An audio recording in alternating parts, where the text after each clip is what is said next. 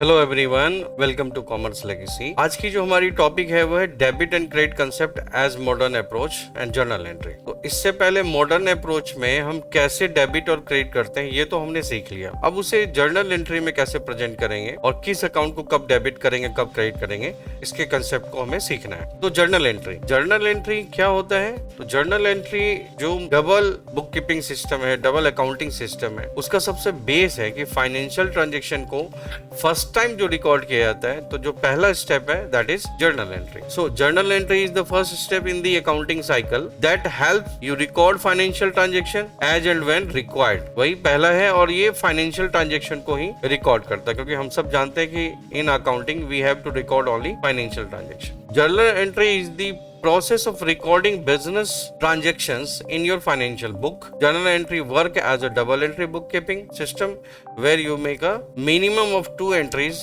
for each transaction. यानी कि चूंकि डेबिट होगा तो एक एंट्री तो डेबिट में जाएगी और दूसरी एंट्री हमारी क्रेडिट में जाएगी। तो जर्नल एंट्री में हमें एक लेजर को डेबिट करना है और एक लेजर को क्रेडिट करना है। तो चूंकि मॉडर्न अप्रोच डिस्कस कर रहे हैं तो हमें हमेशा हमारे पास जो फाइनेंशियल ट्रांजेक्शन आएंगे उसमें से लेजर को समझना है कि वो किस ग्रुप में जाएंगे, वो क्या है। और 5 हेड है मेन ग्रुप। एक है हमारा एसेट्स, एक है हमारा लायबिलिटी, एक है हमारा कैपिटल, एक है हमारा इनकम और एक है हमारा एक्सपेंस। तो इन 5 हेड्स में लेजर्स, कौन से लेजर किस हेड्स में जाएंगे ये अपने को समझना है, जो बहुत ही जरूरी है।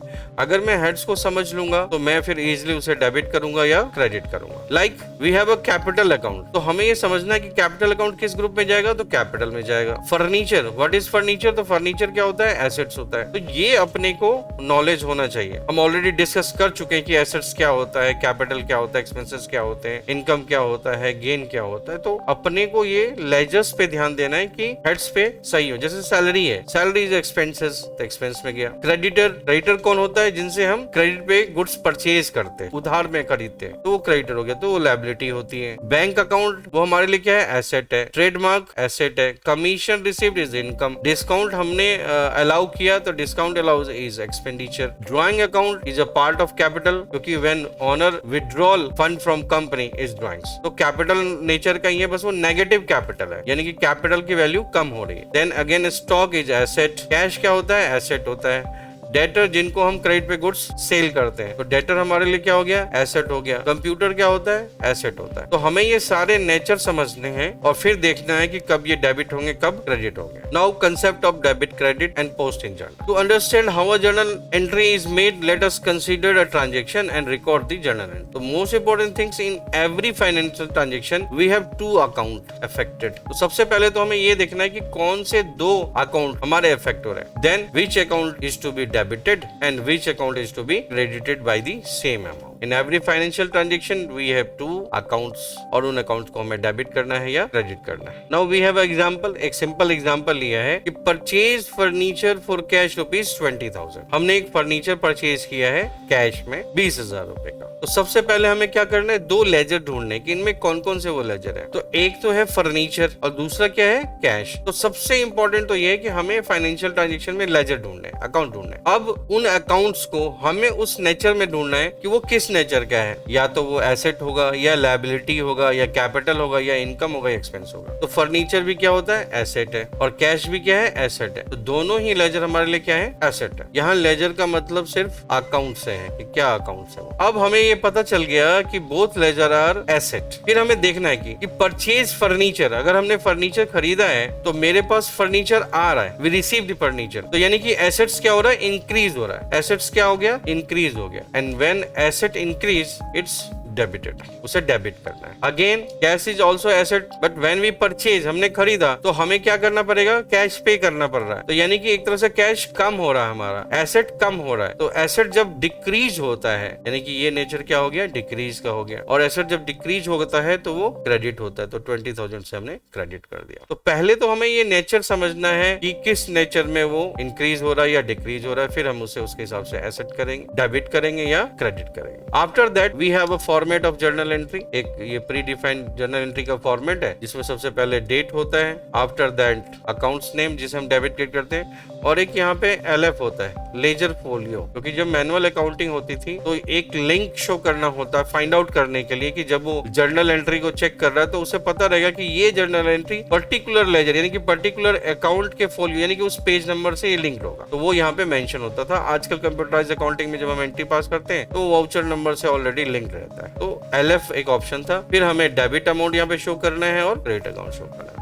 तो चूंकि हमने पहले समझ लिया है कि दो अकाउंट्स कौन से हैं और उसे क्या करना है, डेबिट करना है या क्रेडिट करना है, फिर जो ट्रेडिशनल फॉर्मेट है हमारा जर्नल एंट्री का, उसमें हमें सबसे पहले क्या होता है, ऊपर फर्म का नेम, कंपनी का नेम होता है। फिर हमने डेट फीड कर दिया जिस डेट की ये ट्रांजेक्शन थी। फिर यहाँ पे फर्नीचर डेबिट हो रहा है तो ऐसे लिखा जाता है कि फर्नीचर अकाउंट डेबिट और उसके सामने अमाउंट आ गया 20,000 और ये लेजर फोलियो यानी कि लेजर का फोलियो नंबर हमने फीड कर दिया। देन कैश अकाउंट क्रेडिट हो रहा है तो उसे टू कैश अकाउंट यानी कि जो भी क्रेडिट होगा वो 2 से स्टार्ट होगा। टू कैश अकाउंट कितने से हो गया, 20,000। And the most important thing is narration. हमें हर जर्नल एंट्री का नरेशन लिखना है। तो मैनुअली में भी लोग लिखते थे और आज कंप्यूटराइज अकाउंटिंग है, टैली सॉफ्टवेयर है या किसी भी अन्य अकाउंटिंग सॉफ्टवेयर में भी जब हम जर्नल एंट्री पास करते हैं देन हमें उसका नरेशन लिखना होता है। तो नरेशन इज मैंडेटरी, हमें लिखना चाहिए। एक ये गलत प्रैक्टिस है कि हम नरेशन मेंशन नहीं करते, नरेशन मेंशन करना चाहिए। तो ये बेसिक कंसेप्ट है लेकिन हम इसको अभी और डिस्कस करेंगे। तो वी हैव सम इलस्ट्रेशन। हमें इसमें ये ध्यान रखना है कि अब इन इलस्ट्रेशन में हमें ये देखना है कि हमें किसको डेबिट करना है, किसको क्रेडिट करना है। तो वी हैव 10 फाइनेंशियल ट्रांजैक्शन। मैंने इसलिए ट्रांजैक्शन लिया है कि मैं आपके सामने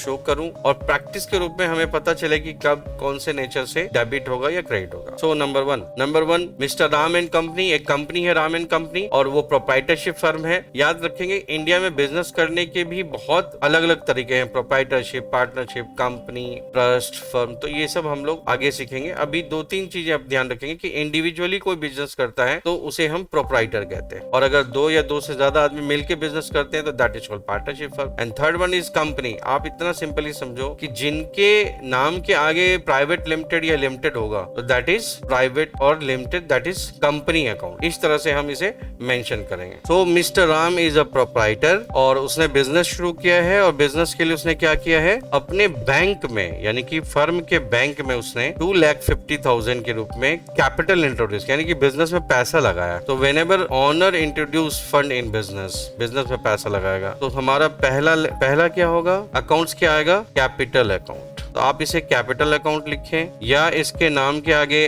आप ऐसे भी लिख सकते हो, राम कैपिटल अकाउंट। तो one is Ram capital account, another is introducing fund in bank. तो दूसरा आ गया हमारा बैंक। बैंक का मतलब कि जो बैंक का अकाउंट है फर्म का उसकी बात हो रही है। तो bank account is also another account. तो अब इनका नेचर समझना है। तो ये कैपिटल अकाउंट का नेचर क्या है, कैपिटल। बैंक का नेचर क्या है, एसेट। अब दोनों तरह से समझेंगे। तो कंपनी में कैपिटल इंट्रोड्यूस हुआ तो कैपिटल क्या हो रहा है, इंक्रीज हो रहा है। तो कैपिटल चूंकि इंक्रीज हो रहा है तो वो क्या होगा, क्रेडिट होगा। अगेन एसेट भी इंक्रीज हो रहा है, कंपनी में पैसा आ रहा है, हमारे अकाउंट में पैसा डिपॉजिट हो रहा है। तो एसेट जब इंक्रीज होता है तो क्या होगा, डेबिट होगा। तो हमें ये समझना है कि कब डेबिट करना है, कब क्रेडिट करना है। फिर जो जर्नल का फॉर्मेट है उसमें आप डेट डालोगे, then bank account debited to Ram capital account और जो फंड है फंड का अमाउंट हम शो करेंगे। तो ये तो पहली एंट्री का होगा। सेकंड, क्योंकि मॉडर्न अप्रोच, मैं बार बार कह रहा हूँ कि हमें ये प्रैक्टिस करना है कि जैसे ही कोई फाइनेंशियल ट्रांजैक्शन आए मैं अपने मेमोरी में सेट करूँ, अच्छा ये कैपिटल अकाउंट है, अच्छा ये इंक्रीज हो रहा है तो डेबिट हो गया, अच्छा ये एसेट है, ये डिक्रीज हो गया तो क्रेडिट हो गया। तो हमारी प्रैक्टिस इतनी स्ट्रांग होनी चाहिए कि फाइनेंशियल ट्रांजैक्शन आते ही मेरे को समझ में आ जाना चाहिए कि ये एसेट है, लायबिलिटी है, कैपिटल है, एक्सपेंस है, इनकम है, या ये डेबिट होगा, ये क्रेडिट होगा। Now second, paid rent to the shop owner mister Sohan and company. जो शॉप है उसके ओनर को हमने रेंट पे किया, वी पेड द रेंट। यहाँ पे लिखा हुआ कि रेंट पे कर दिया। Again we have 2 account, one account is rent और यहाँ पे याद ध्यान देंगे कि यहाँ पे सोहन का नाम मेंशन तो है बट सेड कि वी पेड द रेंट, हमने पे कर दिया। तो व्हेन वी पेड तो या तो मेंशन होगा कि किसके थ्रू पे किया, बैंक से पे किया, चेक किया। जब कुछ भी नहीं लिखा जाता तो सिंपल है कैश से पे किया, क्योंकि जब हम कोई चीज कैश से पे क्योंकि पेमेंट का जो पहला मोड है वो कैश है। अगर यहाँ पे होता कि हमने पे नहीं किया, पे करना है, तो उस केस में हमें ये ध्यान रखना था कि यहाँ पे एक लायबिलिटी रेज होती तो फिर मिस्टर सोहन का नाम आता। लेकिन यहाँ पे कर दिया तो पे कर दिया तो पेमेंट मोड मेंशन नहीं है तो कैश। तो we have two ledger, one is rent and another is cash. Rent हमारे लिए क्या है? एक्सपेंस है। कैश क्या होता है? एसेट होता है। एक्सपेंस क्या हो रहा है? इंक्रीज हो रहा है, बढ़ रहा है, और हम पे कर रहे हैं, तो यानी कि हमारा कैश यानी कि एसेट क्या हो रहा है? डिक्रीज हो रहा है, माइनस हो रहा है। तो हमें मालूम है कि जब एक्सपेंस बढ़ता है तो हम क्या करते हैं? उसे डेबिट, और एसेट जब डिक्रीज होता है तो क्या करते हैं? हम उसे क्रेडिट। तो यहाँ पे क्या होगा कि रेंट डेबिट हो जाएगा और कैश क्रेडिट हो जाएगा। Now third, paid cash into bank. हमने कैश क्या किया? अपने बैंक में डिपॉजिट कर दिया। अगेन हमारा टू लेजर कौन सा है? One is cash and another is bank. हम यहाँ पे बैंक अकाउंट लिख रहे हैं, लेकिन प्रैक्टिकली जिस बैंक में डिपॉजिट करते हैं, यानी कि हमारा जिस बैंक में अकाउंट होगा उस बैंक का नाम ले। जैसे HDFC में तो क्या लिखेंगे?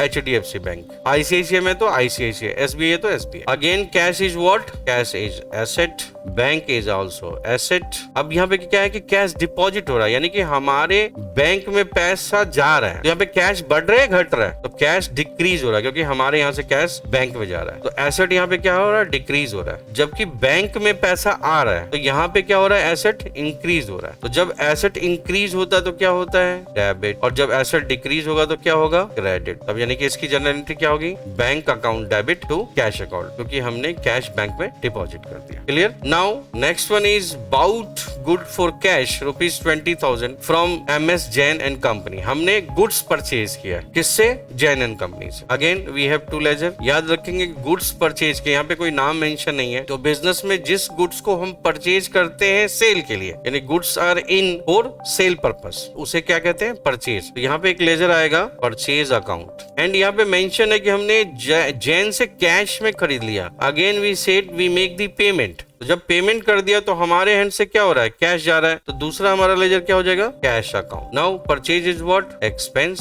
Cash is what? Asset. Expense क्या हो रहा है? इंक्रीज हो रहा है। एसेट क्या हो रहा है? हमारे यहाँ से कैश जा रहा है, तो एसेट क्या हो रहा है? डिक्रीज हो रहा है। तो जब एक्सपेंस इंक्रीज होता है तो क्या होगा? डेबिट। और एसेट डिक्रीज होगा तो क्या होगा? Credit. Okay, next. Now bought goods on credit from MS Devdas and brothers for ₹30,000। हमने गुड्स परचेज किया बट क्रेडिट में खरीदा। Again we have two ledger. एक तो है कि हमने गुड्स परचेज किया सेल के लिए, तो एक तो हो गया purchase account, and purchase is expenditure, और एक्सपेंडिचर यहाँ पे क्या हो रहा है? डिक्रीज हो रहा है। तो जैसे एक्सपेंडिचर डिक्रीज होगा तो क्या होगा? डेबिट हो जाएगा। Now we have a liability, we have to pay. मुझे पे करना है, हमने उधार में खरीदा। किसको पे करना है? Devdas and brothers. सो अब यहाँ पे क्रेडिटर हो गया, Devdas and brothers, that is creditor. इसको क्या बोलते हैं? जिससे हम उधार में खरीदते हैं, हम उसे क्या कहते हैं? Creditor. And we have a liability, मुझे इसे को पे करना है, तो ये क्या हो गया मेरे लिए? लायबिलिटी। और लायबिलिटी यहाँ पे क्या हो रही है? इंक्रीज हो रही है। And when liability increase it's credited. इसकी एंट्री क्या होगी? परचेज अकाउंट डेबिट टू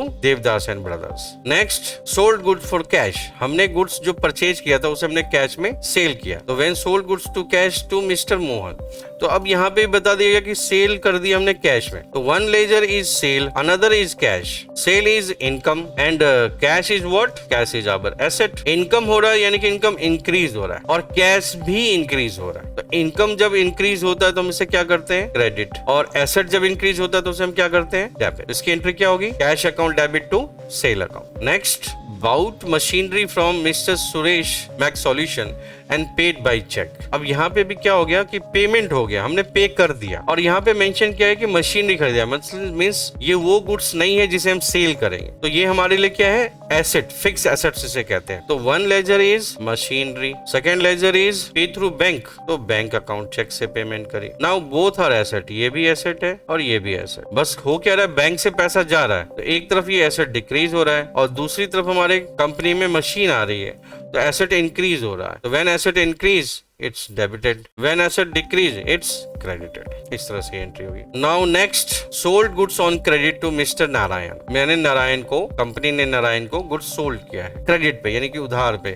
तो बेचा है तो यानी क्या करना है? उसे पैसा रिसीव करना है। तो one is sale, another is what? Debtor. जिनसे हम क्रेडिट में बिजनेस करते हैं, यानी कि क्रेडिट में सेल किया और पैसा लेना, तो उसे हम क्या कहते हैं? डेटर कहते हैं। लेकिन डेटर का नाम यहाँ पे क्या है? Narayan. So Narayan is our debtor, इसे क्या बोलेंगे? Debtor. And debtor is what? Asset. Asset, sale is what, income. यहाँ पे क्या हो रहा है, इनकम भी बढ़ रहा है और एसेट भी बढ़ रहा है, दोनों पैसा लेना है। तो इनकम इंक्रीज होता है तो क्या होता है, क्रेडिट। एसेट इंक्रीज होता है तो क्या होता है, डेबिट। तो एंट्री क्या होगी, Narayan company account debit to sale account, sale यहाँ पे क्रेडिट हो जाएगा। Next, receive from mister Narayan, Narayan से मुझे पैसा मिला। अब यहाँ पे मेंशन नहीं है कैसे मिला, या चेक से होता तो बैंक होता, तो कुछ मेंशन नहीं है तो हमारे लिए क्या हो जाएगा, कैश। याद रखेंगे पेमेंट मोड या रिसीट मोड अगर डिफाइन नहीं है तो यानी कि वो कैश में। ये इजी है, ये हमें ध्यान में रखना है, इसमें कोई कंफ्यूजन नहीं रखना है कि पैसा मतलब पेमेंट किया, कुछ नहीं बता रहे कैसे, तो कैश में किया। रिसीट किया, कुछ नहीं बताया तो कैश रिसीट किया। तो one is cash and second is Narayan जिन्होंने पेमेंट करी है, जो मेरे डेटर थे। And cash is also asset,